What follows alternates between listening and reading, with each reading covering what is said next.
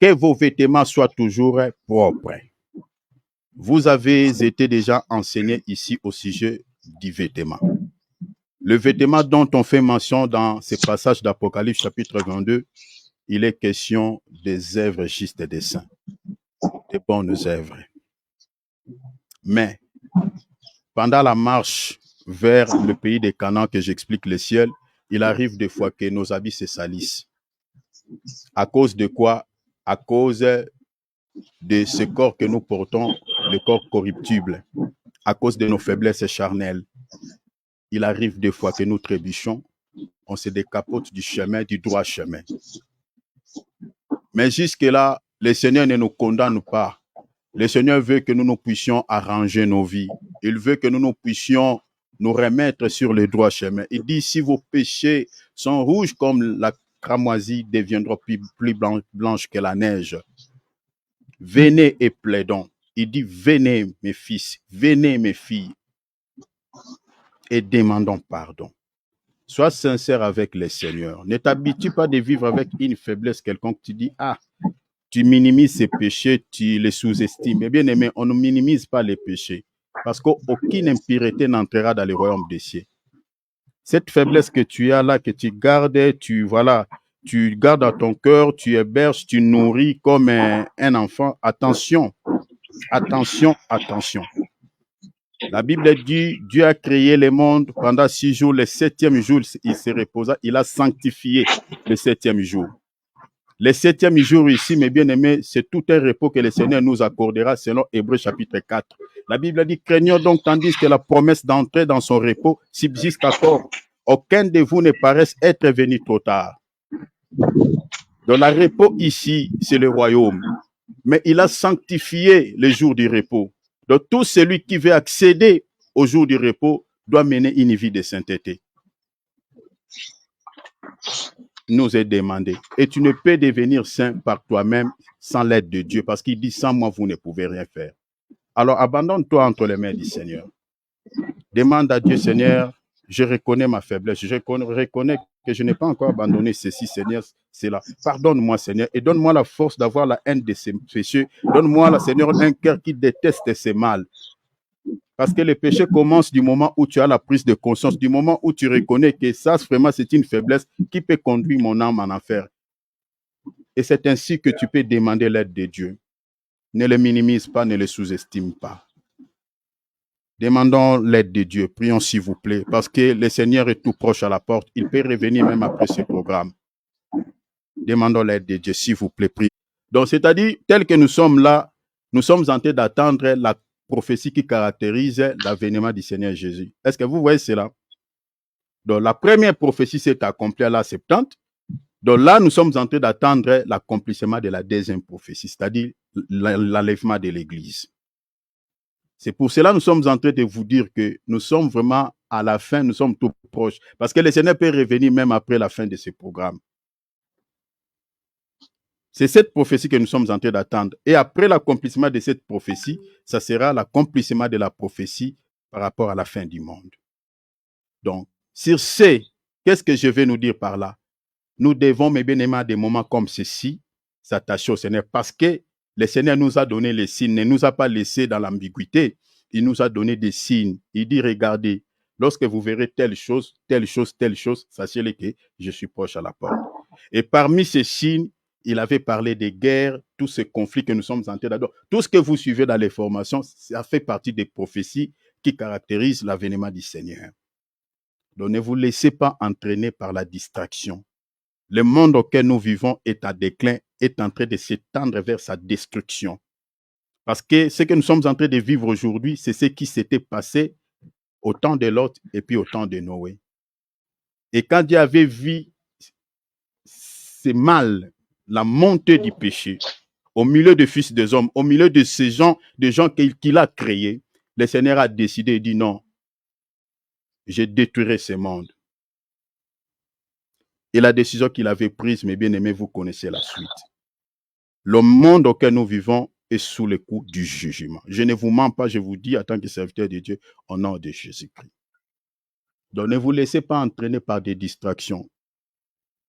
ne permet pas à votre tête de posséder votre âme, de tuer votre vie de prière, de tuer votre vie de méditation de la parole. Faisons attention. Surtout les réseaux sociaux est en train de tuer la foi de plusieurs chrétiens, même des hommes de Dieu, qui n'arrivent plus à lire leur Bible, mais ils ont le temps de pouvoir entrer sur TikTok, entrer sur Instagram, serviteurs de Dieu. Les chrétiens, les fidèles n'en parlons pas. Faisons attention. Faisons attention. Alors, la requête est celle-ci. Prie le Seigneur. Prie le Seigneur. Sois sincère avec Dieu. Parce que le but de ces rencontres, chers enfants de Dieu, au-delà de tout ce que nous pouvons demander Dieu quant à la chair, le primo, c'est le salut, c'est la vie éternelle. Si le Seigneur revient au moment où nous sommes en train de prier, là, mes bien-aimés, le souhait est que tous nous puissions partir au ciel. Que personne ne reste. C'est ça le but. Nous n'avons pas plusieurs objectifs. C'est ça le but. Même l'enseignement que nous sommes en train de donner au sujet des faux prophètes, nous ne sommes pas en train de prêcher pour ces gens, mais nous sommes en train seulement de pouvoir éveiller les enfants de Dieu, de pouvoir s'éloigner de ces hommes. C'est ça.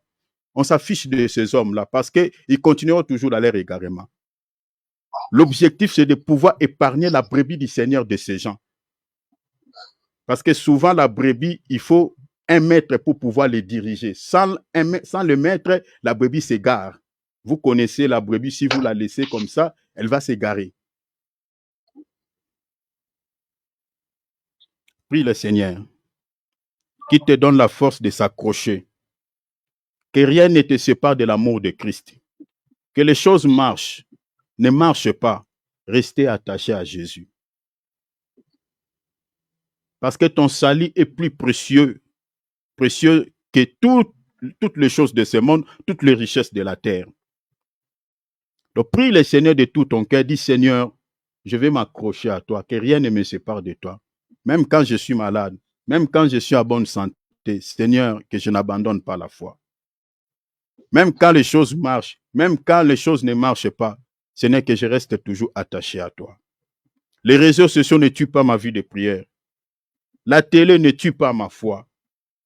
Les soucis de la vie ne tuent pas, Seigneur, ma vie de méditation. Rien ne te sépare de l'amour de Christ. Sois sincère, prie s'il te plaît. Prie le Seigneur. Prions. Seigneur, renversez tous les plans sataniques contre ta vie. Cher enfant de Dieu, le diable, sachant qu'il a paix des temps, comme déclare la Bible. Mes bien-aimés, il travaille arrache-pied. Il travaille arrache-pied pour pouvoir, mes bien-aimés, détruire la vie de ceux qui échappent à son contrôle. Et ceux qui échappent à son contrôle dans ce monde, c'est les enfants de Dieu, moi et toi. Alors, bien-aimés, renversons ce plan. Il travaille d'une manière ou d'une autre. Il a ses agents dans nos familles, que nous appelons communément des sorciers, des occultistes. Mais bien-aimés, toutes ces personnes-là travaillent pour l'intérêt de l'ennemi. Des gens que nous sommes ici du même sang, mais nous sommes des ivrés et des blés, même dans nos familles. Il y a des blés et des ivrés dans nos familles, sortis d'un même père, sortis d'une même mère, mais il y a des ivrés et des bleus. Et le rôle des livrés, c'est de pouvoir étouffer le blé. Il a ses agents partout, il a ses agents ça et là, dans le milieu du travail. Il cherche à tout moment à nous compliquer la vie. Alors renversons les plans sataniques. Lève ta voix. Mes bien-aimés, ne baisse pas la garde. Ne sois pas un clerc qui plaire tout le temps. Élève ta voix, tu n'es pas n'importe qui. La Bible dit, vous êtes de Dieu, mais vous mourrez comme des hommes. Vous tomberez comme des princes quelconques. Alors que cela ne peut pas être le cas. Tu es le prince, ton père s'appelle le roi des rois. Tu es le prince, il t'a donné la suprématie sur les esprits impurs. Il dit, je vous donne le pouvoir de marcher sur les serpents, sur les scorpions, sur toute la puissance de l'ennemi. Rien ne pourra vous nuire. Exerce ce pouvoir. Si tu sais que Jésus t'a donné un pouvoir, si tu sais que Jésus t'a donné l'autorité sur le diable et sur tout son royaume, exerce ce pouvoir. Le nom de Jésus que tu as là, c'est ça le pouvoir que Jésus t'a donné. Les démons ne peuvent pas confesser ce nom. Ça, c'est le pouvoir que Jésus a confié aux chrétiens. Alors exerce ton pouvoir sur toute influence qui complique ta vie dans un domaine quelconque. Exerce ton pouvoir. Prions au nom de Jésus. Renversons le plan de l'ennemi. Alléluia. Dans le nom merveilleux de notre Seigneur et Sauveur Jésus. que nous avons ainsi prié. Donnons-lui gloire par les acclamations. Alléluia. Jésus mérite d'être acclamé. Jésus mérite d'être acclamé. Il mérite d'être acclamé. Que le nom de notre Dieu soit élevé. Gloire à Jésus. Alléluia. Chers enfants de Dieu, faisons comme d'habitude. Prenons nos calepins, prenons nos Bibles. Faisons comme les chrétiens de l'église des Bérets. Voilà. Notons, mes bien-aimés. Notons ce qui est, voilà, notons ce qui est ce qui est important. Voilà. Vous voyez, je perds les fils quand il y a des bruits. Faisons attention avec le bruit là où vous êtes. Voilà, mettons nos micros en mode silencieux. Nous voulons écouter la parole de Dieu. Voilà, nous voulons écouter la parole. Gloire à Dieu. Que le nom de notre Seigneur et Sauveur Jésus-Christ soit adoré. Gloire au Seigneur. Gloire au Seigneur. Merci Seigneur Jésus-Christ. Gloire à Dieu. Voilà. Nous sommes attelés sur la 4e catégorie de faux prophètes. Nous sommes attelés sur la 4e catégorie des faux prophètes. Nous sommes en train de dire que la 4e catégorie des faux prophètes, nous avions dit que ce sont les hypocrites. C'est-à-dire ceux qui font semblant d'être debout, mais en réalité ont déjà fait naufrage par rapport à la foi. Donc, pour s'attacher, comme on avait dit, à des esprits séducteurs et puis à des doctrines des démons, ou si vous voulez, à des enseignements des démons. Nous en avons pleinement ce genre de serviteurs dans nos assemblées qui ont déjà fait naufrage par rapport à la foi. Mais, en tant qu'humain, si vous n'avez pas la connaissance, vous allez penser que ces gens-là sont toujours debout par rapport à la foi, mais en réalité, ont déjà fait naufrage. La raison pour laquelle nous sommes en train de donner cet enseignement pour que vous puissiez avoir la connaissance de ces gens. Donc, ces gens-là sont devenus des faux prophètes. Si cela nous était permis de pouvoir citer des noms ici, on pouvait même vous citer les noms de quelques serviteurs de Dieu que vous connaissez. Surtout, je parle pour ceux de mon pays, la RDC. Je pouvais même vous citer tel papa, il était dans la scène d'Otim, il a déjà quitté. Tel papa là que vous voyez, il était dans la scène d'Otim, je pouvais vous citer même quelques noms. Mais le Seigneur ne nous a pas permis peut-être de citer des fois les noms de gens ici. Mais nous sommes en train de vous révéler par rapport à l'enseignement, vous allez connaître ces gens-là. Par rapport à leur enseignement, que vous allez comprendre que ce papa-là, il n'est pas dans la scène doctrine. Et au-delà de cela, même si vous ne connaissez pas ces serviteurs de Dieu-là physiquement, mais par rapport à l'enseignement, vous comprendrez, mes bien-aimés, qui est un vrai prophète et un faux prophète. Le Seigneur a dit aux enfants, à ses disciples, il dit attention avec les levains des pharisiens qui n'étaient rien d'autre que leurs enseignements. Vous comprenez? Et le Seigneur a donné des signes pour pouvoir connaître ces faux serviteurs de Dieu. Donc nous allons, je crois que nous allons toucher par la grâce de Dieu, si le Seigneur permettra, peut-être cette semaine ou la semaine prochaine, la 5e catégorie. Et quand on va finir la 5e catégorie, nous allons directement attaquer sur le mode opératoire et puis sur les signes. Nous allons vous donner le mode opératoire, leur manière d'opérer, leur manière de faire, le servir Dieu. Et puis nous allons encore vous donner quelques signes. Je vous donnerai des signes visibles. Retenez déjà, chers enfants de Dieu, le Seigneur nous a donné des possibilités pour pouvoir connaître un faux prophète. Il nous a donné deux possibilités. La première possibilité que le Seigneur nous a donnée, c'est le don de révélation. Prophétie, parole de connaissance, discernement des esprits. Ça fait partie des dons de révélation. Le Seigneur peut vous révéler un faux serviteur de Dieu par la révélation. Ça peut, parce que ces dons peuvent se manifester de manière directe, tout comme de manière indirecte. C'est-à-dire, pendant que nous sommes à la réunion là, le Seigneur peut vous parler par la voie de la prophétie ou parole de connaissance ou parole par la voie de discernement des esprits, peut vous révéler un faux serviteur de Dieu. Soit pendant les songes, le Seigneur peut aussi entrer en contact avec vous, vous révéler un faux serviteur de Dieu. Ça, ce sont des voies de révélation. Ça, c'est dans la première dimension ou la première possibilité que le Seigneur nous a donnée pour connaître les faux serviteurs de Dieu. Mais comme les gens, nous sommes tellement insensibles, des fois à cause de multitude des occupations que nous avons, des fois on n'est pas sensible vraiment à l'écoute de Dieu. Le Seigneur nous a donné encore la deuxième possibilité de pouvoir connaître. Ici, je parle pour les faux prophètes, mais ces deux possibilités peuvent vous permettre aussi de connaître même quelqu'un qui est dans la sorcellerie, même quelqu'un qui est dans l'occultisme. Ces deux possibilités peuvent vous permettre. Mais comme on parle des faux prophètes, le Seigneur nous a donné la deuxième possibilité de pouvoir connaître un faux prophète. Par les signes visibles. Le Seigneur nous donne des signes, il dit par des signes visibles. Il dit on reconnaît l'arbre par ses fruits. Vous voyez, ça ce sont des signes visibles. Le Seigneur il a parlé, vous les connaîtrez à leurs fruits. Il ne dit pas par la révélation. Là, il dit par les fruits. Alors, les fruits, là, ce sont des signes que nous allons vous fournir. Il y en a tellement beaucoup, mais on vous donnera quelques signes. Des signes visibles, chers enfants de Dieu. Attendez, quand on arrivera là, vous allez être, vous-même, quand vous voyez ce serviteur-là fait ça, vous allez comprendre, ah, ça, c'est les signes qu'on nous avait montrés. Je vous donnerai, parce que moi, votre frère qui est là, j'ai été aussi épargné dans les filets de ces gens, parce qu'on m'avait sollicité de pouvoir entrer dans la cabale. Donc, l'homme de Dieu, Alex, est là, je crois sa femme est là. Donc, j'ai mis les syllabus qu'on m'avait donnés. Moi, je ne savais pas que c'était déjà l'initiation à la cabale. Je ne savais pas. Il y a des versets bibliques. Il y avait tout dedans. Je ne savais pas.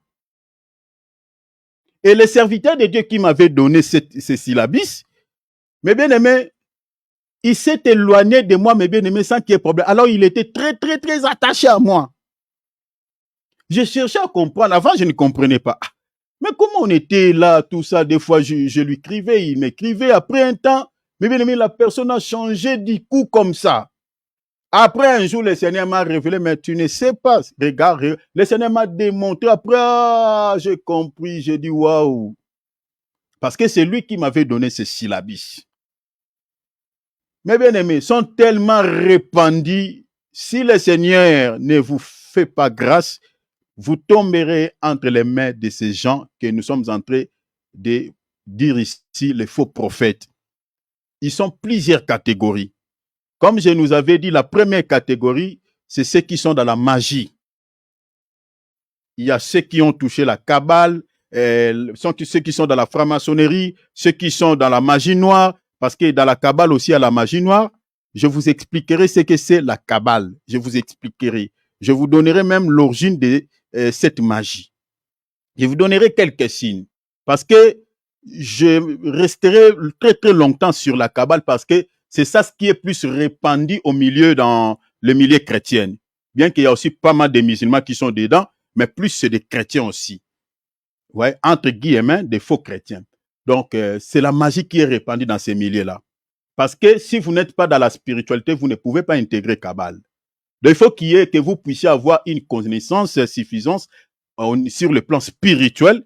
Là, vous pouvez intégrer la Kabbale. Si vous n'avez pas la connaissance sur le plan spirituel, vous n'avez rien, donc c'est compliqué.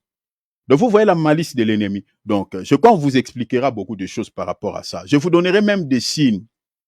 Alors, la première catégorie, comme on a dit, ceux qui sont dans la magie. Deuxième catégorie, il y a ceux qui sont dans des arnaqueurs, comme on avait dit, des voleurs, parce que le diable aussi est un voleur. Il vient pour dérober. Donc, il vole sur le plan spirituel, il vole aussi sur le plan spirituel. Donc, les troupeaux de Job, le diable a utilisé une méthode physique. Il est entré dans des corps de gens pour pouvoir dérober Job de ses richesses. Et sur le plan spirituel, il vole aussi la parole pour que les gens ne soient pas sauvés.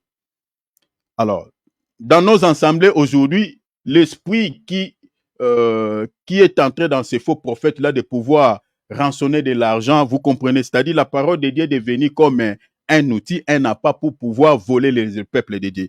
Donc, c'est-à-dire l'esprit que le Seigneur avait chassé dans les temples, l'esprit-là, on le retrouve aujourd'hui dans nos assemblées, où tout est vendu. Le lieu qui est censé d'adorer Dieu est devenu, voilà, un supermarché, une boutique, où tout est vendu, on vend l'huile d'onction, on vend l'eau, on vend, voilà, des limonades rouges, voilà, c'est le sang de Jésus, voilà, il y a tout ça. Il y a des serviteurs qui sont allés même plus loin, où ils vendent des calendriers, où il y a les effigies de l'homme de Dieu, l'image de l'homme de Dieu. Soit disant, si tu le mets dans ta maison, voilà, ça va faire quelque chose. Je vis même certaines personnes qui ont pris des photos de l'homme de Dieu. Il a pris la photo de l'homme de Dieu, il a brûlé, il a pris cette poussière, il a mis ça dans un verre avec de l'eau, il a bu. Soit disant que ça va lui faire quelque chose. Mais bien aimé, il y a des dérapages comme pas possible. Si vous entrez seulement sur la toile, vous entendrez certains témoignages comme ça. Daddy, c'est ça, daddy en anglais, hein? On les appelle daddy. Et mon fils était malade, j'ai pris seulement les photos de daddy. Quand j'ai placé sur mon fils est directement guéri. Maintenant, ce n'est plus Jésus, c'est daddy. Mais ce n'est pas ça. Jésus a dit dans Luc chapitre 10, il dit lorsque vous accomplirez toutes ces choses, vous accomplirez tous ces miracles, et qu'on vous demande qui êtes-vous, dites, nous sommes des serviteurs inutiles. Pourquoi Jésus a dit ainsi? Parce que Jésus veut que vous puissiez s'effacer. Ce n'est pas vous. C'est moi qui accomplis ces miracles. Présente-moi devant les peuples. Vous accomplissez les miracles, présente-moi. Tout ce que vous allez faire, présentez-moi. Vous effacez-vous. Mais regardez seulement ces gens-là, ils ne s'effacent pas. Quand vous attendez déjà ministry, ce sont ces gens-là. Ça, c'est quelques signes que je vous donne. Ministry. Donc, l'église, ça devient quelque chose qui appartient à un serviteur. Vous ne trouverez ça nulle part dans la Bible.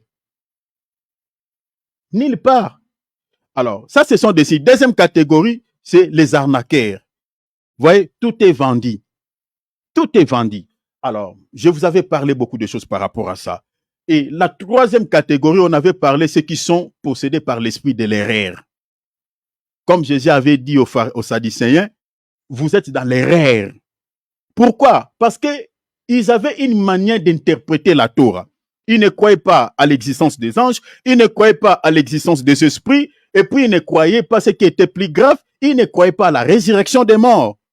Alors que tel que nous sommes là, chers enfants de Dieu, en tant que chrétiens, notre espérance de la vie éternelle est attachée, mes bien-aimés, à la résurrection des morts. Parce que si Christ tarde à venir, nous allons mourir, mais nous n'allons pas mourir comme les païens, parce que nous mourrons, mes bien-aimés, avec espérance que nous allons se réveiller. C'est pour cela que la mort pour un chrétien n'existe pas. Un chrétien, en réalité, lorsqu'on dit un chrétien meurt, en réalité, il dort. C'est ça ce que Jésus avait dit au sujet de Lazare lorsque Lazare était décédé. Il dit, notre ami Lazare dort. Parce que celui qui dort doit se réveiller. Mais selon la Bible, celui qui meurt dans les péchés, il est vraiment décédé. Parce qu'il n'a plus la vie. Parce que la mort, selon Dieu, c'est quelqu'un qui n'a pas la vie de Dieu.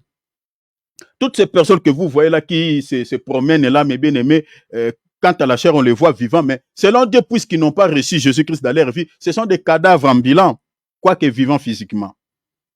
Vous voyez? Alors, une personne qui n'a pas Jésus-Christ dans sa vie, quand tu le meurs, pour cette personne, on peut dire qu'il est mort.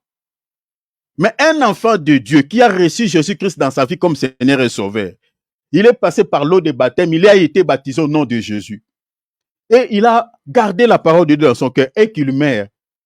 Bon, on va utiliser ce langage dans le sens, voilà, comme les hommes disent, bon, il est décédé. Mais pour nous, les chrétiens, en réalité, il dort parce qu'il se réveillera.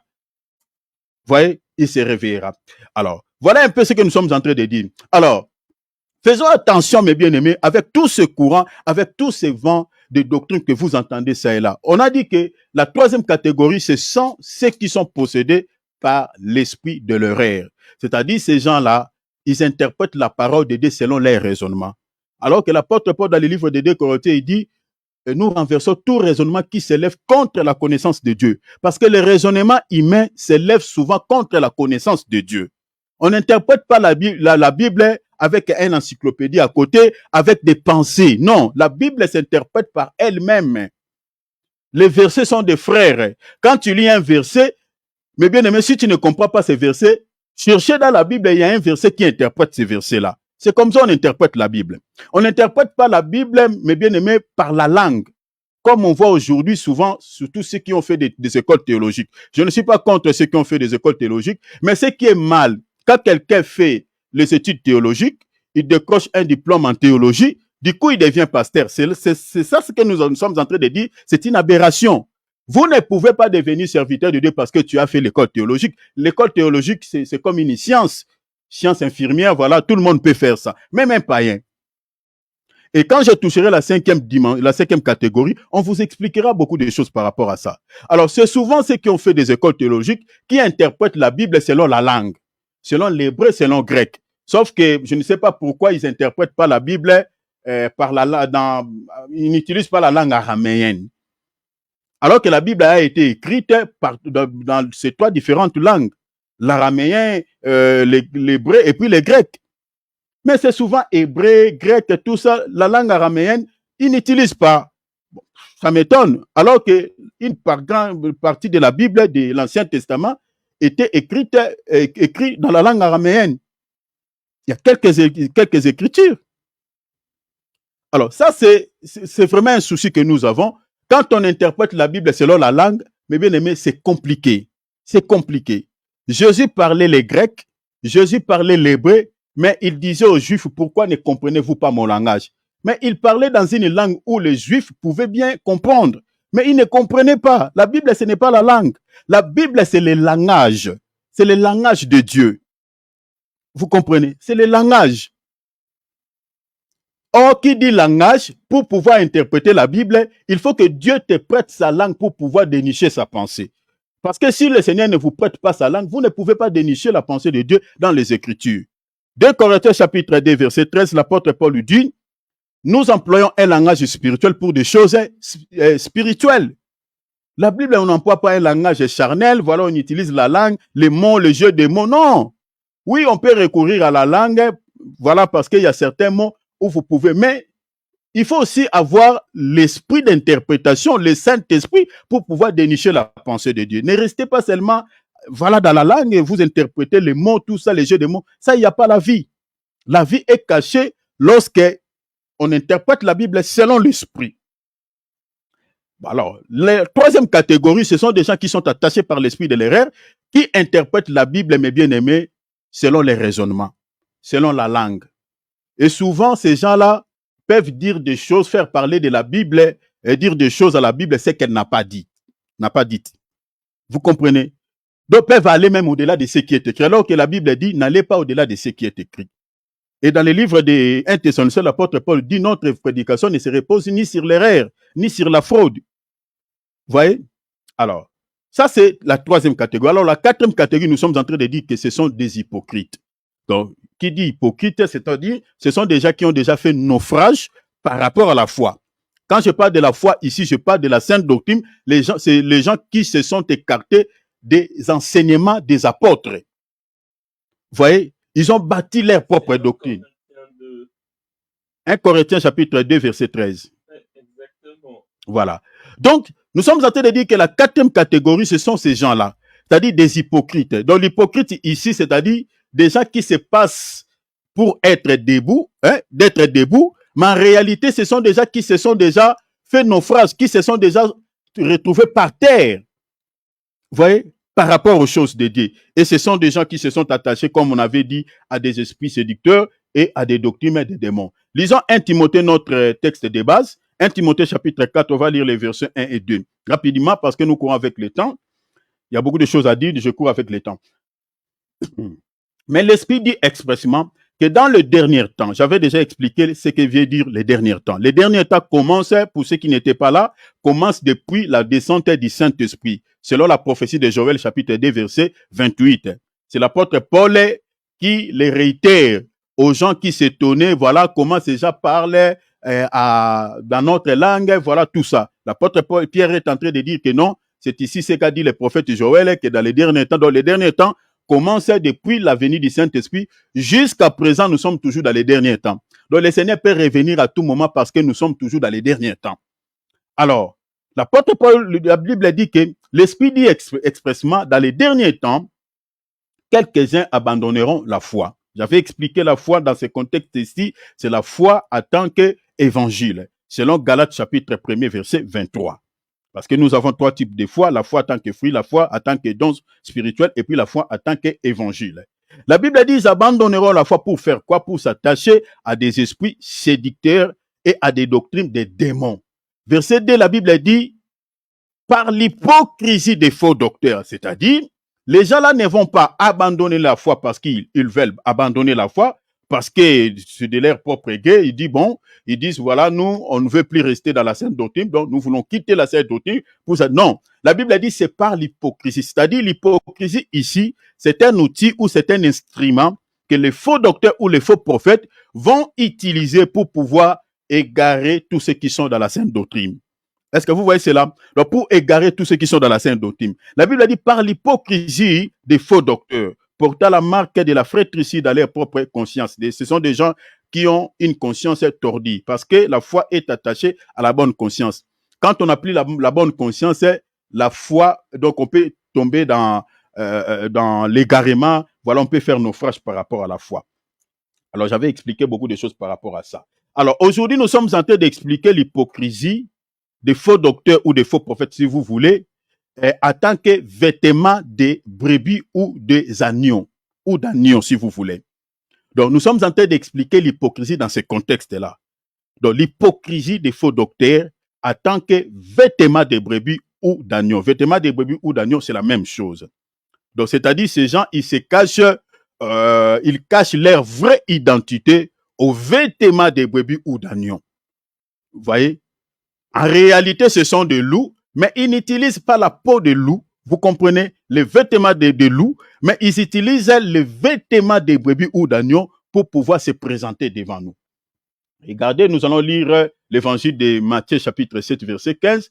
Donc, le Seigneur, c'est lui qui utilise cette métaphore pour pouvoir nous expliquer voilà comment ces gens se comportent envers nous. Lisons Matthieu, chapitre 7, verset 15. Je suis dans Matthieu chapitre 7, verset 15. Le Seigneur dit, gardez-vous des faux prophètes. Gardez-vous des faux prophètes. Ils viennent en vous en vêtements de brebis. Mais au-dedans, ce sont de loups ravisseurs. Donc la vraie nature de ces gens, de ces faux prophètes, ce sont des loups. Ce sont des loups. Retenez déjà ici, loup, c'est les chiens sauvages. Hein, parce que je parlerai de loup en tant que chien. Hein, en tant qu'un animal impur. J'expliquerai pourquoi il se cache derrière les vêtements des brebis. Mais retenez déjà cela, que loup, c'est un chien, mais un chien sauvage. Ouais, parce que tous les chiens domestiques sont issus de loups, donc sont tirés de loups, d'après l'histoire. Voilà, il y a 15 à 30 000 ans passés où tout ça, si vous voulez vérifier, ce sont des documents qui se trouvent sur Internet. Donc les loups, c'est des chiens. Voilà, des chiens mais sauvages. J'expliquerai cela et je toucherai des chiens selon la Bible en tant qu'un animal impur. Retenez déjà ça. Alors ici, vous voyez que les faux prophètes, ils utilisent l'habit des brebis, l'habit d'agneau, pour pouvoir quoi? Pour pouvoir se camoufler au milieu de nous. Donc ils ont caché leur vrai visage, leur vraie nature. Donc vous comprenez ici l'hypocrisie, c'est les vêtements des brebis, les vêtements d'agneau. C'est ça l'hypocrisie. Parce que l'hypocrisie, c'est-à-dire c'est voilé.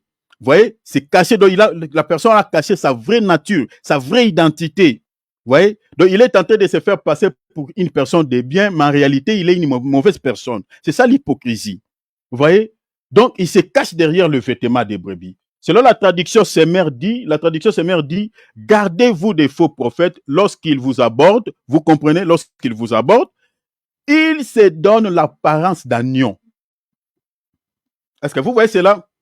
En réalité, ce sont des loups féroces. Donc, ici, la traduction Semer, comprenez que les traducteurs se complètent.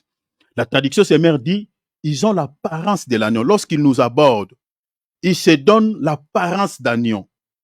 Or, l'apparence d'agneau, si vous lisez par exemple dans 2 Timothée chapitre 3, vous allez voir que l'apôtre Paul dit, c'est-à-dire ces gens, ayant l'apparence de la piété.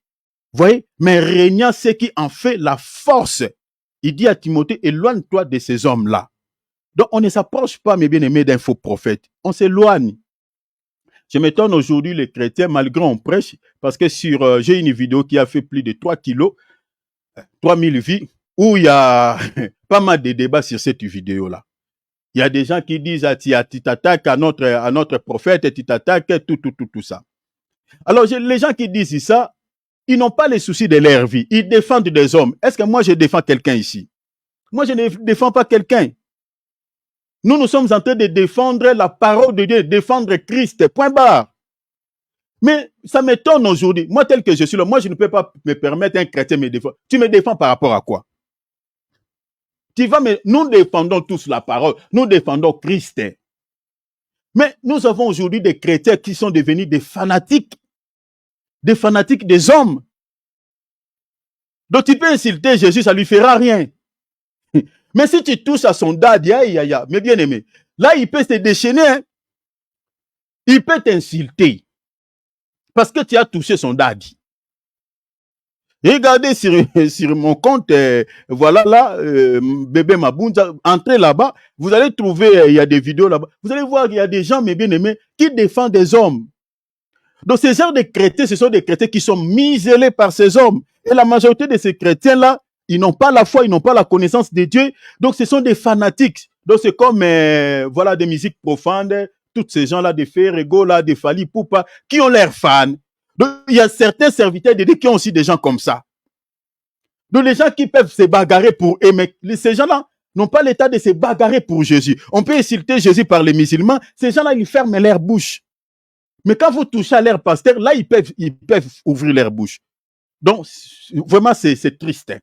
C'est triste. Hein. On ne s'approche pas, mes bien-aimés, devant un faux prophète. On ne regarde pas un faux prophète avec des yeux doux. L'apôtre Paul dit à Timothée, éloigne-toi. Éloigne-toi. Ils ont l'apparence de la piété. L'apparence de la piété remplacée ça par les vêtements des brebis. Vous comprenez, cher enfant de Dieu? Les vêtements des brebis. C'est ça l'apparence de la piété. L'apparence de la piété, c'est-à-dire, ils font semblant d'être fidèles à Dieu. Vous voyez la rise. Donc, si vous n'avez pas la connaissance et suffisance de la parole de Dieu, le Seigneur ne vous fait pas grâce, mes bien-aimés. C'est difficile pour que vous puissiez détecter un faux prophète. C'est très compliqué, c'est difficile. Parce qu'ils ont une apparence, mes bien-aimés, comme s'ils sont fidèles à Dieu. Ils ont une apparence, mes bien-aimés, vous n'aurez pas d'idée que ces gens-là sont dans la magie, ils sont dans des histoires, ils sacrifient des gens, ils boivent le sang. Vous n'aurez pas d'idée. Vous n'aurez pas d'idée. Ils ont l'apparence de la piété. C'est ça le vêtement des brebis. Vous savez que la brebis est un animal doux. C'est ça la caractéristique de la brebis. Est un animal doux. Vous voyez? Donc, ils ont cette apparence-là de la douceur. Vous savez que la douceur, c'est le fruit de l'esprit. L'apparence de la piété. Mais en réalité, la Bible a dit, régnant ce qui en fait la force. Ce qui en fait la force, c'est quoi? C'est la sainte doctrine. C'est la vraie foi. Et ils négligent ça. Donc, si vous n'avez pas la connaissance, leur apparence peut vous tromper. Mais lorsqu'il va enseigner, il va commencer à parler, enseigner, c'est là où vous allez comprendre, ça, c'est un loup. Il a pris l'apparence de la piété. Il porte les vêtements des brebis, mais en réalité, c'est un loup. C'est par l'enseignement que vous pouvez les dénicher, les comprendre. Alors, cette apparence d'agneau est comparée, comme j'ai dit, donc aux vêtements des brebis, tout ça où l'apparence, ça se ressemble comme s'ils sont fidèles à Dieu, voilà, comme s'ils demeurent dans la sainte doctrine, mais la réalité en est une autre chose. Alors, la Bible a dit, ils viennent en vous en vêtements des brebis, mais en réalité, ce sont des loups féroces. Donc, vous voyez à quel point il est difficile de pouvoir détecter ces gens. Proverbe chapitre 27, verset 26. La Bible a dit, les agneaux sont faits pour nous vêtir. Retenez ça parce que je vais parler de l'habit. Les agneaux sont faits pour nous vêtir. Donc, vous comprenez pourquoi ces gens-là utilisent les vêtements des brebis? Vous comprenez? Parce que Dieu a créé les agneaux pour nous habiller. Attention avec les langages ici. Hein? Attention avec les langages parce que c'est un langage allégorique qui demande l'interprétation. Les agneaux sont faits pour nos vêtures. Je vous ramène dans les jardins d'Éden. Vous allez comprendre ce qui est en train d'être dit ici dans le passage de Proverbes chapitre 27, verset 26. Vous savez quand l'homme a fait la chute, l'homme était resté toute nuit. Vous avez déjà la connaissance sur la nudité. Quand on parle de la nudité, selon la Bible, c'est l'image du péché. Donc lorsque l'homme a péché, parce que Dieu avait créé l'homme et la femme tout nus, hein, donc ils étaient tous nus. Donc, ils n'avaient pas des habits, ils étaient nus, mais n'avaient pas honte. C'est ça ce que la Bible dit. Lisez Genèse chapitre 2. Mais lorsque l'homme a désobéi à la parole de Dieu, la Bible dit, l'homme et la femme connurent qu'ils étaient nus. Donc, la deuxième nudité là, la nudité là dont on parlait pour la deuxième fois, cette nudité là, c'est ça l'image du péché. La première nudité, ce n'était pas l'image du péché, mais c'est la deuxième nudité, parce que lorsqu'ils ont désobéi à la parole de Dieu, ils ont eu la connaissance du bien et du mal, c'est à ce moment-là, ils vont comprendre qu'ils étaient nus. Donc, la deuxième nudité, c'est ça l'image du péché. Voilà pourquoi quand Dieu est venu, il interroge l'homme, il dit, oh, où es-tu? L'homme dit, non, je me cache parce que j'ai entendu ta voix, je me cache parce que je suis nu. Le Seigneur dit à l'homme, mais qui t'a appris que tu es nu? Dieu lui-même donne la réponse, il dit, donc tu as mangé l'arbre dont je t'avais défendu. Vous voyez? Donc Dieu a compris que l'homme a péché, c'est pour cela qu'il a eu la connaissance qu'il est nu. Donc c'est-à-dire, ce qui a fait que l'homme soit nu, c'est le péché. Alors, vous connaissez l'histoire. Mais qu'est-ce que Dieu a fait? Parce que comprenez déjà que le livre de la Genèse, c'est un livre prophétique. Le livre de la Genèse. Tout ce qui est écrit dans le livre de la Genèse, mes bien-aimés, c'est, je peux dire, c'est le plan de l'humanité, le plan de la rédemption de Dieu au sujet de l'humanité. Tout ce qui s'était passé dans le livre de la Genèse. Donc, il y a le plan de la rédemption aussi pour l'humanité était caché. Donc, en fait, le plan de la rédemption au sujet de l'humanité était caché dans ce livre. Mettez Genèse chapitre 3, verset 9 jusqu'au verset 21 en relation avec Romains chapitre 5. Vous lisez à partir du verset 12 jusqu'au verset 21. Mettez ça en relation. Vous allez comprendre ce qu'ils sont en train de dire. Vous voyez? Romains chapitre 5, vous lisez à partir du verset 12 jusqu'au verset 21. Et puis vous mettez ça en relation avec Genèse chapitre 3, verset 9 à... Vous lisez jusqu'au verset 21. Donc, le plan de l'humanité était caché dans ce livre. Mais maintenant, là, quand l'homme a fait la chute, je vous sépare des détails. Qu'est-ce que Dieu va faire? Si vous lisez dans Genèse chapitre 3, verset 21, Dieu va tuer un animal et il va récupérer la peau d'un animal. Si vous lisez dans plusieurs traductions, on ne parle pas du nom de cet animal. Mais si, comme j'ai dit tout à l'heure, la Bible et les versets sont des frères. Si, par exemple, il y a un détail qui manque dans un verset, vous pouvez avoir ces détails-là dans un autre verset. C'est pour cela que j'ai commencé avec ce passage de Proverbes chapitre 27, verset 26. La Bible a dit, les agneaux sont faits pour nous vêtir. Donc, le livre de la Genèse chapitre 3, verset 21, ne donne pas le nom de cet animal. Mais dans la Bible, nous avons le nom d'un animal qui peut habiller l'homme lorsque l'homme est né. C'est l'agneau. Est-ce que vous voyez cela? La Bible a dit, les agneaux sont faits pour nous vêtir. Donc, l'animal que Dieu avait tué, pour pouvoir enlever l'habit de cet animal, vous savez que les vêtements de l'agneau, c'est sa peau. Vous comprenez? Donc, pour pouvoir enlever un animal de son vêtement, il faut le tuer. Vous comprenez? Il faut le tuer. C'est ainsi que vous pouvez récupérer son vêtement, que j'explique sa peau, pour pouvoir s'habiller. Donc, Dieu, dans le jardin d'Éden, avait déjà versé le sein d'un animal que j'explique l'agneau. Vous comprenez? Et Dieu a récupéré. Donc, le sang là qui était déjà versé, c'était déjà pour pallier au péché de l'homme. C'est pour ça que je vous parle que le plan de la rédemption commence déjà depuis Genèse pour l'humanité. Vous voyez cela? Donc, le sang était déjà versé. Et Dieu va récupérer la peau de cet animal pour pouvoir maintenant habiller l'homme. Or, habiller l'homme, c'est la justification. L'homme est justifié. Dieu a couvert la nudité de l'homme. Vous voyez? Parce que la nudité, c'est l'image du péché. Vous voyez? Mais lorsque l'homme s'habille, vous comprenez, la peau d'un animal, là, c'est le pardon du péché, c'est la justification. L'homme est justifié. Donc, Adam, tel qu'il était là avec Ève, ils étaient déjà pardonnés. Le fait que Dieu les avait déjà revêtis, ils étaient déjà pardonnés. Même quand bien même Dieu les avait chassés du jardin d'Éden, ils étaient déjà pardonnés. Et dans la révélation, Adam était chassé, mais il était rentré dans les jardins. Ça, on en parlera un autre jour.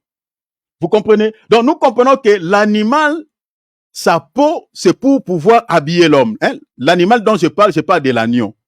Et vous connaissez que le véritable agneau, qui était mort, hein, qui avait donné ses vêtements, regardez à la croix de Golgotha.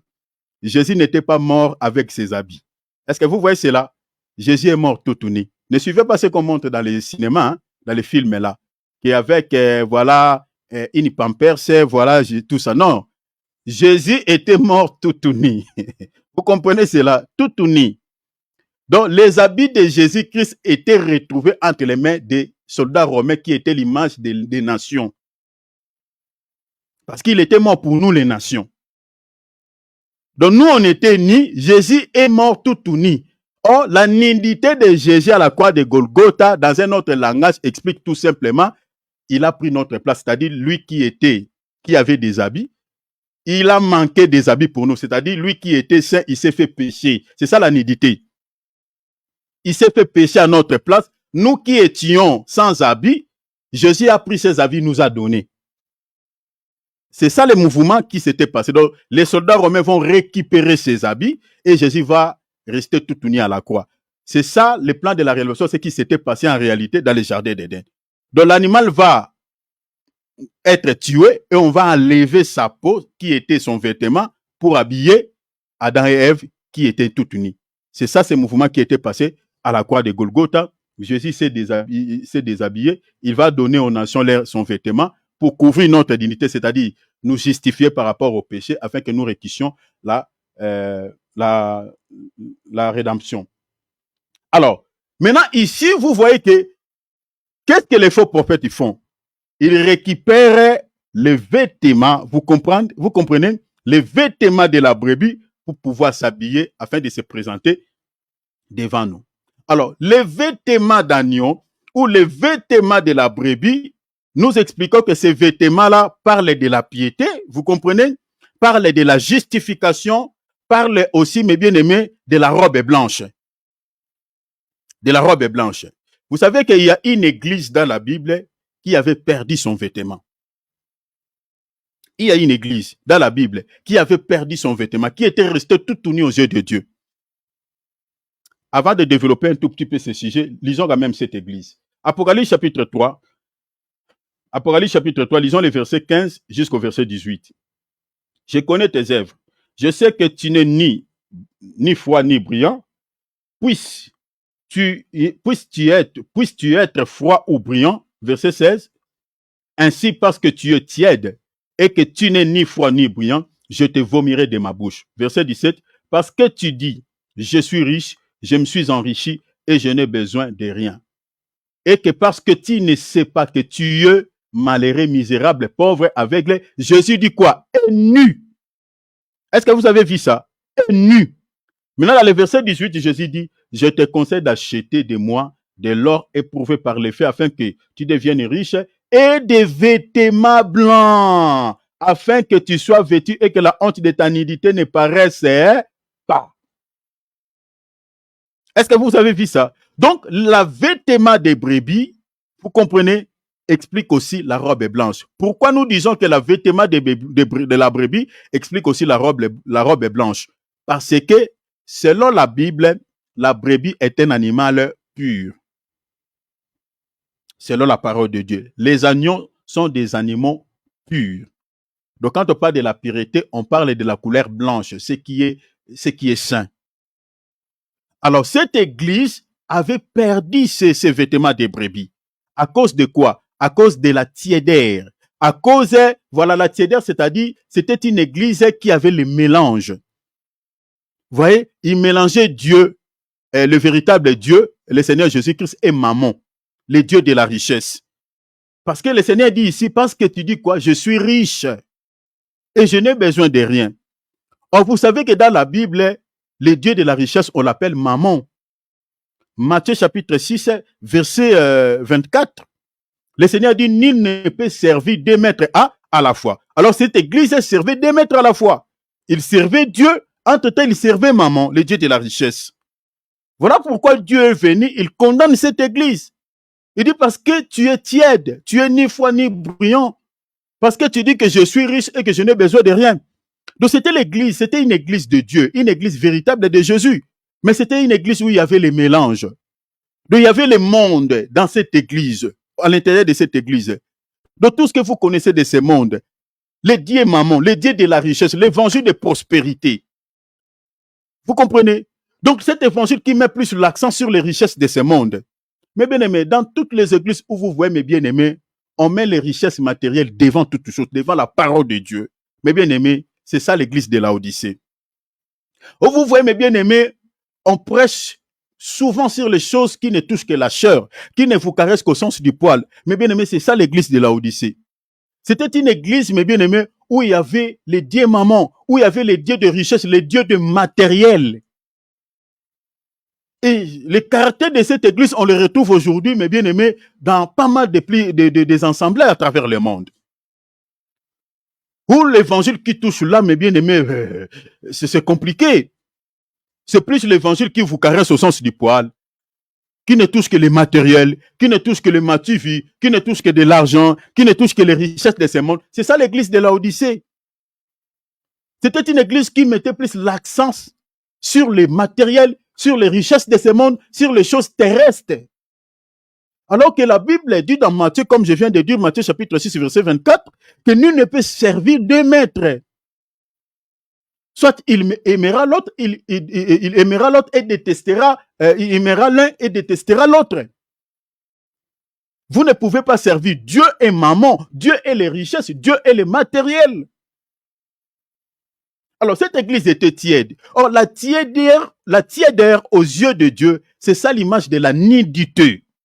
Quand on est tiède, c'est-à-dire ni chaud ni froid, un peu de péché, un peu de sainteté, dans la lumière, tantôt dans la sorcellerie, dans les ténèbres, peut-être dans les mensonges, voilà, peut-être tantôt dans l'église. Quand on a cet esprit-là, et que vous êtes en train de suivre le Seigneur, avec les convoitises charnelles, avec les convoitises des yeux, avec l'orgueil de la vie, mes bien-aimés, à ce moment-là, fermez votre micro s'il vous plaît, à ce moment-là, vous êtes comparé à l'église de Laodicée. Vous êtes tiède. Vous êtes tiède. Vous êtes tiède. Vous êtes tiède.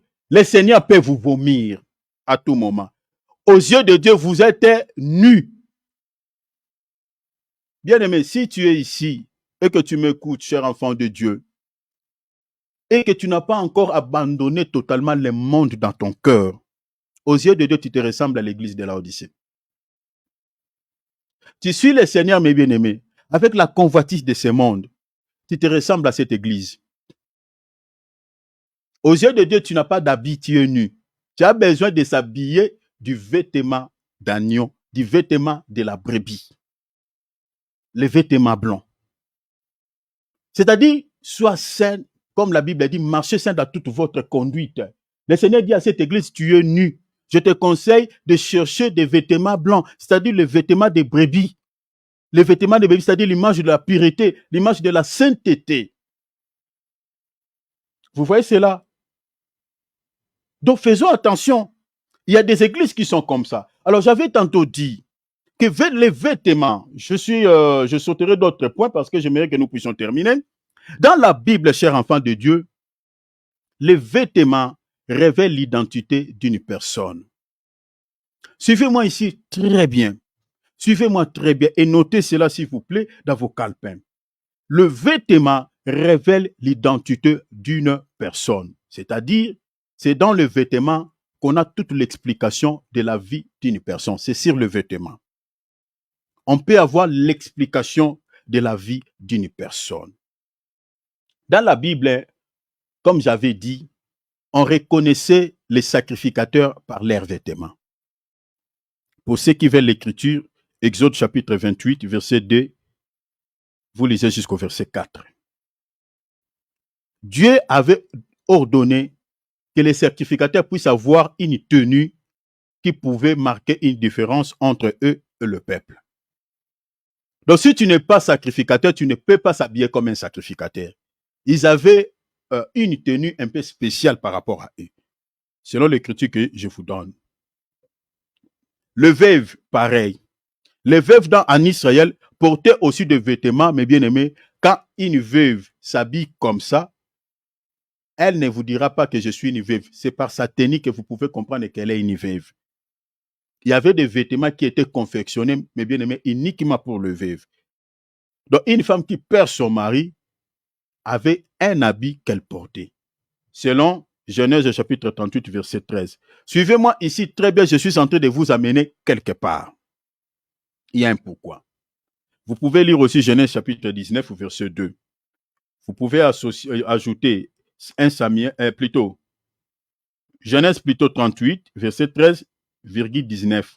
Vous pouvez lire 2 Samuel chapitre 14, verset 2, et puis Actes des Apôtres chapitre 8, verset 39. Ça, on nous parlait des vêtements de veuve. Les filles vierges de roi, une fille qui était vierge, qui appartient aux familles royales, avait aussi des tuniques qui étaient confectionnées uniquement pour elle. Ça, vous pouvez voir ça dans Psaume chapitre 45, verset 13 à 14, et puis 2 Samuel chapitre 13, verset 18. Les filles vierges des rois portaient des tuniques un peu spéciales, qui marquaient une différence entre les filles du roi qui étaient vierges et puis les filles de la cité. Les prostituées avaient aussi leurs propres vêtements. Donc, une femme qui est prostituée, mes bien-aimés, en Israël, on savait que cette femme-là, elle est une prostituée. Parce qu'elles avaient des tenues un peu spéciales par rapport à elle. Proverbe chapitre 7, verset 10. Vous pouvez ajouter Ézéchiel chapitre 16, verset 15 à 16. Vous pouvez lire aussi Genèse chapitre 38, verset 13 à 15,19. Pour ceux qui notent, Proverbe 7, 10, Ézéchiel 16, 15 à 16, Genèse 38, 13, vous lisez même jusqu'au verset 18. Donc, vous voyez tous ces passages que je vous ai donnés. En Israël, on pouvait connaître un sacrificateur par son habit. On pouvait aussi connaître une veuve par son vêtement. On pouvait aussi connaître les filles du roi par leurs habits. Également, les prostituées aussi étaient reconnues par leurs vêtements. Donc, vous voyez ici, selon la Bible, les vêtements révèlent l'identité d'une personne. Donc, quand on voit une femme prostituée qui passe comme ça, elle ne dit pas que je suis prostituée. Elle ne dit pas que je suis une femme veuve.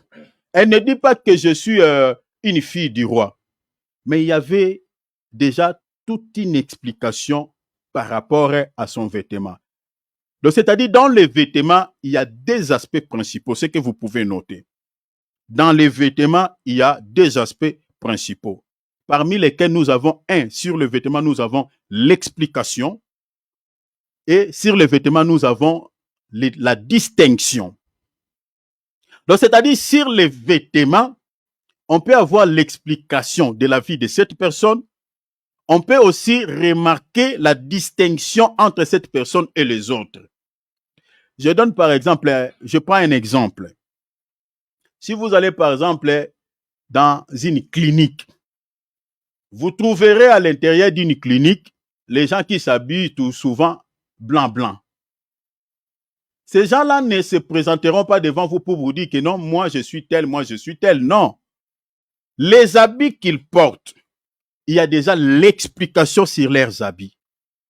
Donc vous allez directement comprendre que celle-là qui porte l'habit blanc là, c'est une infirmière ou soit il est un médecin ou une médecin.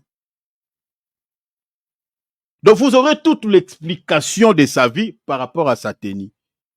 Elle ne vous dit pas que non, monsieur, moi je suis infirmier. Non. Son vêtement vous donne déjà l'explication qu'il est un infirmier ou une infirmière ou un médecin. Ça, c'est l'explication qui se trouve sur l'habit. Donc, vous remarquez que sur le vêtement, on peut déjà avoir toute l'explication de la vie d'une personne.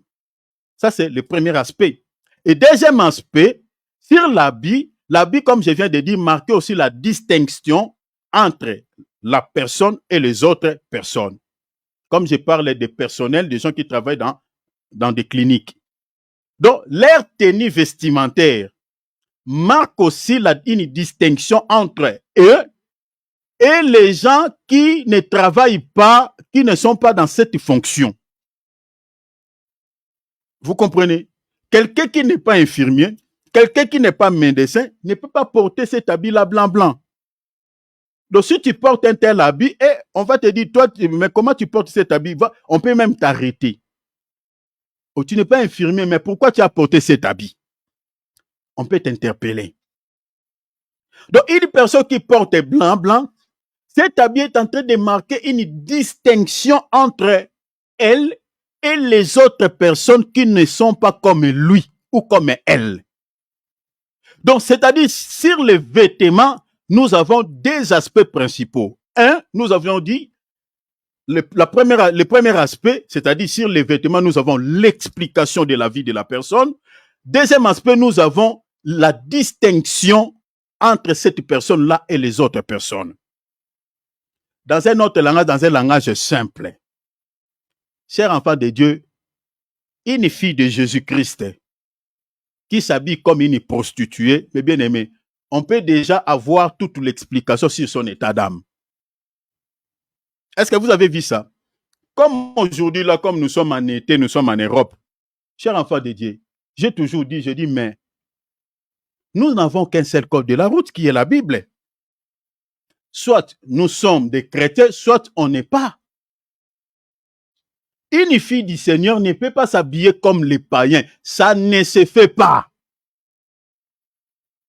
Ça ne se fait pas. Moi, ça m'étonne. Vous voyez, c'est pour cela, mes bien-aimés, si aujourd'hui l'action du Saint-Esprit est réduite dans nos assemblées, c'est à cause de cela. C'est à cause de cela. Je nous avais donné ici, mes bien-aimés, en Israël, Dieu avait dit à ce peuple, vous ne pouvez pas faire votre grosse commission ou votre grand besoin à l'intérieur du camp. Vous devez toujours sortir hors du camp, aller faire votre grosse commission là-bas. Mais vous ne sortirez pas les mains vides. Il faut détenir un instrument pour pouvoir créer un trou et puis l'enterrer. Pourquoi? Parce que le Seigneur dit, moi je suis un Dieu saint. Je ne veux pas que quand je viendrai pour vous rendre visite, que je trouve des impuretés. Parce que l'excrément aux yeux de Dieu, c'est quelque chose d'impur. L'odeur de l'excrément, c'est quelque chose d'impur que Dieu ne veut pas. Il dit, il faut l'enterrer parce que je suis saint. Je ne veux pas voir quelque chose d'impur et sentir l'odeur de cette chose-là. Je suis dans Deutéronome, je crois, chapitre 23. Vous pouvez lire le verset 1. Donc, l'impureté ici, c'est l'image du péché. Quand les enfants de Dieu s'habillent comme des prostituées, comme nous sommes en été ici, vérifiez ce que je vous dis dans certaines églises. Hein. Vous voyez une sœur qui s'habille, tout excusez-moi, hein, souffrez avec les termes, tous ces poils pubis, on le voit. Hein. C'est compliqué, c'est compliqué. Et quand il est en train, quand on dit Alléluia, il soulève ses mains comme ça. Mais je dis, mais Seigneur, vraiment, c'est compliqué. C'est compliqué. En été ici, les païens, oui, les païens peuvent s'habiller avec voilà, l'air mini-jupe, avec les petites culottes là. Oui, on s'en fiche. Mais pas les chrétiens. Pas les chrétiens. Il y a des hommes de Dieu qui ont introduit, c'est-à-dire comme l'église de Laodicée. C'est-à-dire Dieu est en train de reposer cette église. Il dit, tu es nu, tu es tiède. Tu n'as plus de vêtements, église de Laodicée. Et il y a pas mal des églises de Laodicée aujourd'hui dans notre temps où le monde se retrouve dans l'église. De vous regarder la manière dont les gens s'habillent à l'extérieur et les gens qui sont dans l'église, vous voyez, c'est pareil. Il n'y a pas la différence. Où est Malachie 3:18? Vous verrez de nouveau la différence entre ceux qui servent Dieu et ceux qui ne les servent pas. Entre les justes et les méchants. Où est la différence? Où est la différence? La Bible dit, ne vous conformez pas au siècle présent. Où est la différence? Le corps d'une femme, je l'ai dit et je le réitère, n'est pas comparable au corps de l'homme. Le corps d'une femme dégage une onction. Quand je parle de l'onction, c'est-à-dire le corps d'une femme, il y a quelque chose qui attire. Ça tire. C'est naturel que Dieu a créé la femme comme ça. Voilà pourquoi dans la Bible, Dieu a dit à la femme, pas à l'homme. Il dit à la femme, je ne dis pas que les hommes doivent s'habiller n'importe comment, non. Mais Dieu, il a martelé au sujet de la femme. Il dit, les femmes doivent s'habiller de manière décente, avec pudeur et modestie. C'est pour cette raison-là. Une fille de Jésus-Christ ne peut pas s'habiller comme c'est du monde. Non. Même ici, il fait chaud, il est vrai qu'il fait chaud. Mais tu dois quand même chercher une tenue qui te laisse, qui descend un peu, qui est léger, En tant qu'une fille de Dieu, sois conscient. Tu peux chercher une tenue un peu légère, mais qui te couvre quand même, qui te protège bien, qui protège tout ton corps quand même. Mais vérifions dans nos assemblées, je parle ici en Europe, nos assemblées, les assemblées que nous avons ici, vérifiez, ça va vous scandaliser. Et là, nous sommes en train de chercher que le Seigneur puisse agir, que le Seigneur puisse manifester sa puissance. Bien aimé, quel est ce Dieu? Enlevons d'abord les excréments qui sont à l'intérieur du camp. Enterrons d'abord ces excréments-là. Enterrons d'abord ces impuretés. Ça sent mauvais aux narines de Dieu. Si on n'enlève pas toutes ces impuretés, mes bien-aimés, le Saint-Esprit n'agira pas. On continuera à croire comme l'église de Laodicée que nous avons Dieu. Mais en réalité, l'Esprit n'est plus. C'est par la tenue. On reconnaissait une prostituée. C'est par la tenue, il y a l'explication. Quand nous voyons une sœur en Christ qui s'habille très mal, on n'a pas besoin de prier Dieu pour savoir son état d'âme. On reconnaît déjà, on dit, bon, comme elle s'habille, c'est son état d'âme. Cela reflète l'état de son cœur. La convoitise charnelle, elle n'est jamais convertie. Et pareil aussi pour certains frères qui s'habillent avec des pantalons fashion. Donc, s'il se courbe un tout petit peu, on voit toute sa culotte. C'est pas normal. J'ai été scandalisé, j'ai vu un serviteur de Dieu, mes bien-aimés, j'ai été stomaqué, qui a porté un pantalon fashion.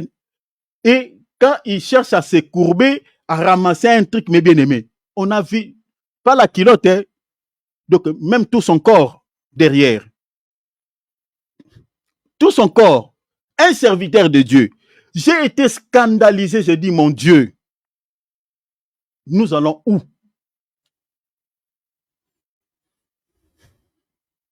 Les vêtements. Il y a l'explication sur le vêtement de l'âme d'une personne. Et les vêtements peuvent marquer déjà une distinction si tu es dans le camp de Dieu ou tu es dans le camp de l'autre. Sur le vêtement, on peut déjà savoir la manière dont tu t'habilles. Changeons notre manière de s'habiller. Changeons. C'est très important. Ne se conformons pas au siècle présent. Ne se conformons pas. Les maquillages que nos sœurs mettent sur le visage, débarrassons-nous de ces choses comme des Jézabel. Il faut qu'il y ait la différence entre les filles du Seigneur Jésus-Christ et les filles de ce monde.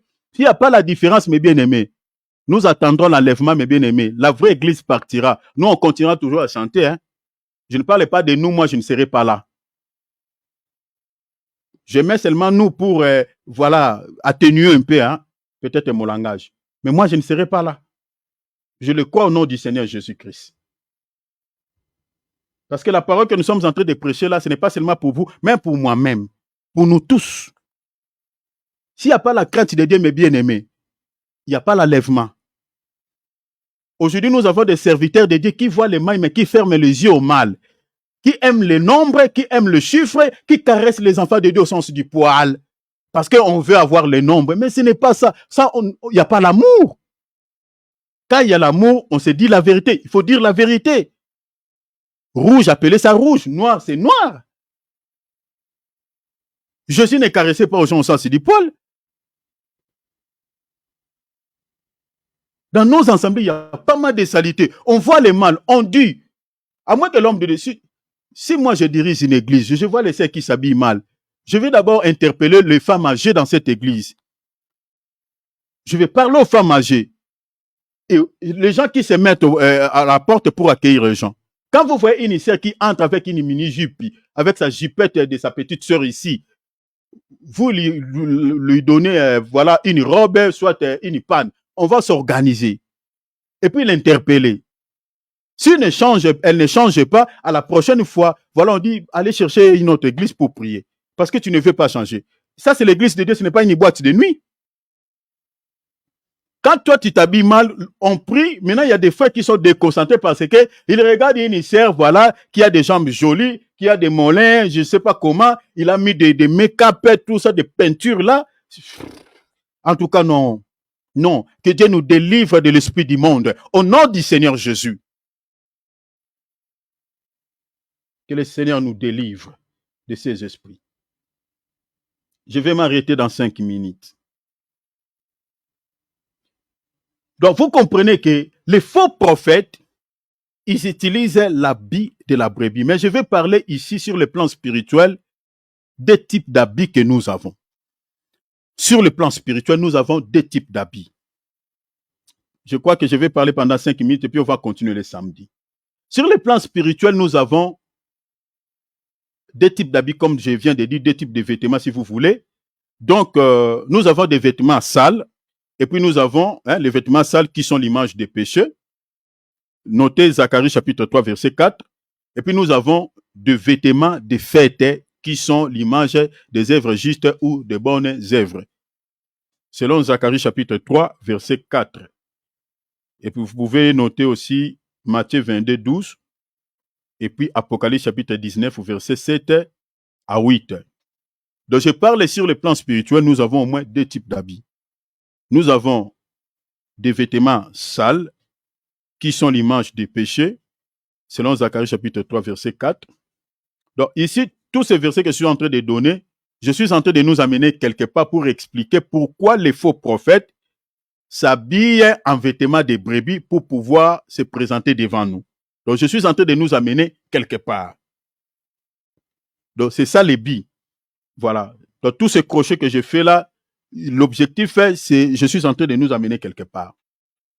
Alors, je parle des vêtements sales, je dis que c'est l'image des péchés selon Zacharie 3, 4, et puis des vêtements de fête qui sont l'image des œuvres justes ou de bonnes œuvres selon Zacharie 3, 4 également, et puis Matthieu 22, 12, et puis Apocalypse 19, verset 7 à 8.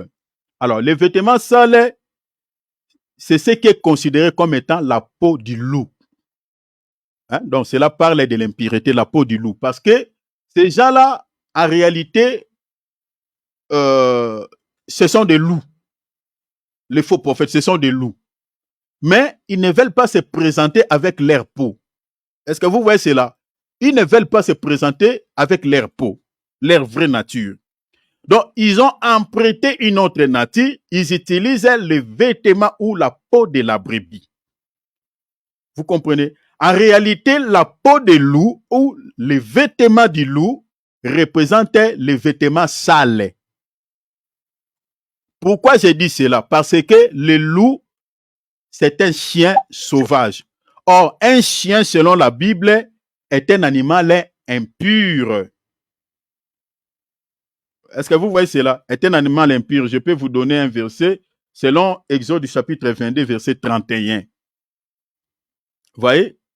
Là, on nous présente un chien en tant qu'un animal impur. Parce que le loup, comme je viens de dire, est un membre sauvage de la famille des chiens. Vous voyez, selon l'histoire, les chiens domestiques ont été domestiqués. À partir des loups, il y a environ 15 000 à 30 000 ans. Donc, les chiens domestiques que nous avons là donc, sont ici des loups. Si vous vérifiez cette histoire, dans certains documents, vous trouverez ça. Vous voyez, donc le loup, c'est les chiens, mais un chien sauvage. Alors, un chien, selon la Bible, est un animal, mais impur, un animal qui n'est pas pur. Donc, vous comprenez directement pourquoi ces gens, ces faux prophètes, ne veulent pas se présenter en peau du loup. Est-ce que vous avez vu ça? Parce que leurs vraies natures, en réalité, sont impures. Ce sont des gens qui ne sont pas propres, sont impurs aux yeux de Dieu. L'impureté ici, vous connaissez l'impureté des faux prophètes. Ça peut parler de la magie, ça peut parler de la sorcellerie qu'ils ont là, ça peut parler de, voilà, l'air mobile, vous voyez, parce qu'il y a des arnaqueurs, des prophètes, des faux prophètes sont souvent des voleurs, vous voyez, ils sont des gens cupides qui aiment tellement l'argent, on les attrape dans la dite terre, ce sont des impudiques, vous voyez leurs impuretés. Tout ça là, il y a des versets qui en parlent. Lisez par exemple de Pierre chapitre 3. L'apôtre Paul là-bas, il explique là, les caractéristiques des faux prophètes et des faux docteurs. Ce sont des gens cupides, on les attrape dans la dite terre avec des femmes d'autrui. Si vous vérifiez ce que je suis en train de vous dire, mes bien-aimés, même sur la toile, vous trouverez, il y a certains faux serviteurs de Dieu qu'on les a attrapés, mes bien-aimés, avec des femmes mariées. Donc, ils ont pas mal des impuretés. Ce sont des gens qui ne sont pas propres. Voilà pourquoi l'homme de Dieu, Alex, il avait prêché, mes bien-aimés, attention de pouvoir de donner ta tête à n'importe qui.